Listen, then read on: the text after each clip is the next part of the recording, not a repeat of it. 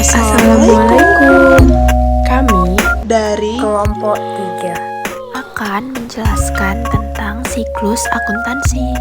Perkenalkan, nama saya Natasha Amelia, NPM 2105170125.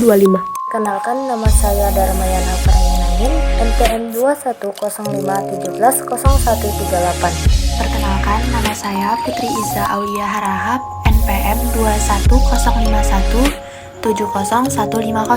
Nama saya Sonia Candika Arle, NPM 2105170112. Kami akan membahas tentang siklus akuntansi. Saya Natasha Amelia akan membahas tentang pengertian siklus akuntansi. Siklus akuntansi merupakan suatu proses akuntansi sistematis dan bertahap yang dilakukan dengan tujuan untuk memproses berbagai bukti transaksi keuangan dan mengolahnya menjadi sebuah laporan atau informasi akuntansi pada sebuah entitas dalam suatu periode waktu tertentu. Menurut pendapat Dina Fitria, yang dimaksud dengan siklus akuntansi adalah sebuah tahapan kegiatan akuntansi yang meliputi pencatatan, pengelompokan, peringkasan, dan keuangan yang sudah diproses sebelumnya dan pelaporan yang dimulai saat terjadinya transaksi dalam sebuah entitas. Sementara itu, Rahmat Pura menjelaskan bahwa siklus akuntansi adalah rangkaian kegiatan dan tahapan akuntansi yang dilakukan secara sistematis, mulai dari pencatatan akuntansi hingga penutupan pembukuan. Selanjutnya, tahapan siklus akuntansi. Pertama, analisa transaksi. Tahap pertama adalah menganalisa setiap transaksi yang terjadi pada sebuah entitas dalam suatu periode yang dapat mempengaruhi posisi keuangan sebuah entitas. 2. Pencatatan transaksi. Tahap kedua adalah mencatat transaksi yang sudah dianalisa ke dalam jurnal secara berurutan sesuai dengan tanggal terjadinya transaksi. 3. Pembuatan buku besar. Tahapan ketiga adalah memindahkan transaksi yang sudah dicatat di dalam jurnal ke dalam buku besar sesuai dengan daftar susunan rekening buku besar. 4. Pembuatan neraca saldo. Tahap keempat adalah membuat neraca saldo dengan memindahkan saldo-saldo yang terdapat di buku besar sehingga bisa terlihat saldo yang sama antara debit dan kredit. 5. Pembuatan jurnal penyesuaian. Tahap kelima adalah membuat jurnal penyesuaian apabila ada transaksi yang belum dicatat pada akhir periode akuntansi atau ada hal yang lain yang perlu disesuaikan. Keenam, pembuatan neraca saldo setelah penyesuaian. Tahap keenam adalah membuat neraca saldo setelah penyesuaian dengan memasukkan seluruh saldo yang telah disesuaikan. Ketujuh, pembuatan laporan keuangan. Tahap ketujuh adalah membuat laporan keuangan seperti laporan laba rugi, laporan pengubah modal, laporan arus kas, dan neraca sesuai dengan data pada neraca saldo setelah penyesuaian. Terakhir adalah pembuatan jurnal penutup. Tahap ke-8 adalah membuat jurnal penutup yang berfungsi untuk menutup akun nominal seperti pendapatan, beban, dan dividen menjadi nol. Laporan keuangan. Pengertian dan tujuan laporan keuangan. Laporan keuangan merupakan laporan yang menunjukkan tentang kondisi keuangan serta hasil kegiatan usaha suatu entitas pada periode waktu tertentu. Harahap 2015-105. Dengan adanya laporan keuangan, maka para investor dan manajemen perusahaan dapat menilai kinerja perusahaan pada kurun waktu tertentu, serta mengambil keputusan langkah yang harus diambil agar perusahaan bisa terus berjalan dan menghasilkan keuntungan sesuai yang diinginkan. Tujuan laporan keuangan menurut IAI 2015 antara lain adalah untuk menyediakan informasi menyangkut posisi keuangan, kinerja, serta perubahan posisi keuangan suatu perusahaan yang bermanfaat bagi sejumlah besar pemakainya dalam pengambilan keputusan ekonominya. Untuk memenuhi kebutuhan bersama sebagian besar pemakainya untuk menunjukkan apa yang telah dilakukan manajemen atau pertanggungjawaban atas sumber daya yang dipercaya kepada pemakai yang ingin menilai apa yang telah dilakukan atau dipertanggungjawabkan. Jenis-jenis laporan keuangan. Menurut Kasmir 2016-28, secara umum ada 5 jenis laporan keuangan yang biasa disusun, yaitu 1. Laporan posisi keuangan atau neraca. Laporan posisi keuangan atau neraca merupakan laporan yang menunjukkan kondisi informasi dan posisi keuangan sebuah perusahaan dalam jangka waktu tertentu. Dengan menyusun laporan neraca, maka bisa diketahui data tentang jumlah aktiva berupa harta atau aset yang dimiliki perusahaan, kewajiban berupa hutang baik hutang jangka pendek maupun hutang jangka panjang, dan ekuitas atau modal perusahaan. 2. Laporan laba rugi. Laporan laba rugi merupakan laporan yang berfungsi untuk memberikan informasi mengenai hasil yang diperoleh perusahaan dalam jangka waktu tertentu. Dari laporan laba rugi dapat dilihat perusahaan mendapatkan laba atau justru mengalami kerugian. 3. Laporan perubahan modal. Laporan perubahan modal adalah laporan yang memberikan informasi mengenai perubahan modal perusahaan dalam jangka waktu tertentu.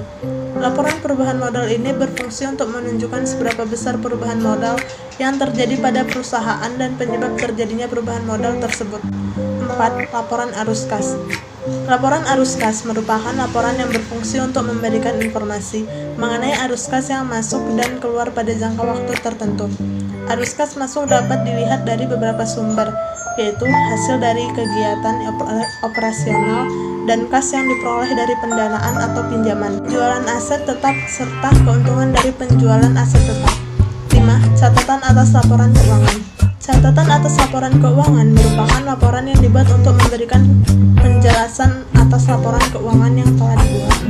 Selanjutnya, saya Putri Iza akan menjelaskan tentang standar keuangan akuntansi.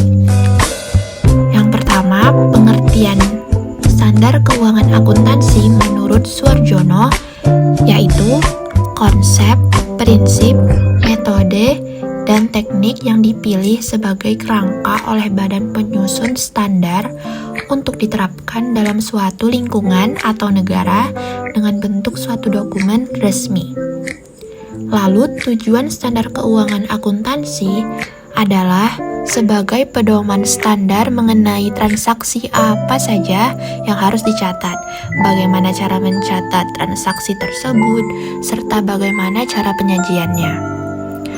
Lalu, jenis-jenis standar keuangan akuntansi yaitu pernyataan standar akuntansi keuangan International Financial Report Standard atau ISAK IFRS. Yang kedua ada standar akuntansi keuangan untuk entitas tanpa akuntabilitas publik atau SAK ETAP. Yang ketiga ada standar akuntansi keuangan syariat yang bisa disebut dengan SAK Syariah. Lalu yang keempat ada standar akuntansi pemerintah yang disebut juga dengan SAP. Dan yang terakhir terdapat standar akuntansi keuangan entitas mikro, kecil, dan menengah dan disebut juga dengan SAK EMKM. Selanjutnya mengenai laporan keuangan berdasarkan SAK EMKM. Yang pertama, laporan laba rugi. Menurut pendapat Kasmir, yang dimaksud dengan laporan laba rugi adalah laporan keuangan yang berfungsi untuk memberikan informasi tentang hasil usaha yang diperoleh entitas pada suatu periode waktu. Laporan laba rugi dibuat dengan memasukkan akun-akun pendapat, kemudian dikurangi dengan beban-beban yang terjadi selama kegiatan operasi perusahaan. Apabila pendapatan yang diterima lebih besar dari beban yang dikeluarkan, maka perusahaan akan mendapatkan laba. Namun, apabila beban yang dikeluarkan lebih besar daripada pendapatan yang diterima, maka perusahaan akan mengalami kerugian. Yang kedua, laporan posisi keuangan. Menurut pendapat Prastowo, laporan posisi keuangan adalah laporan keuangan yang memberikan informasi tentang aktiva atau harta kekayaan, hutang-hutang, dan modal yang dimiliki oleh suatu entitas pada periode tertentu. Laporan posisi keuangan dibuat setelah adanya jurnal umum, buku besar, dan jurnal penyesuaian. Setelah mendapatkan data dari 3 hal tersebut, maka langkah selanjutnya adalah mengkategorikan akun-akun berdasarkan unsur yang di dalam laporan posisi keuangan. Unsur yang terdapat dalam laporan posisi keuangan antara lain aktiva, kewajiban, dan ekuitas. Lanjut ke catatan atas laporan keuangan. Menurut Kamsir, catatan atas lapor keuangan adalah laporan yang dibuat untuk memberikan informasi dan penjelasan yang dianggap perlu atas laporan keuangan yang ada sehingga pengguna keuangan dapat memahami data yang disajikan. Catatan atas laporan keuangan menyajikan informasi tentang detail yang ada pada laporan keuangan sehingga memberikan gambaran informasi yang lebih terperinci kepada para penggunanya.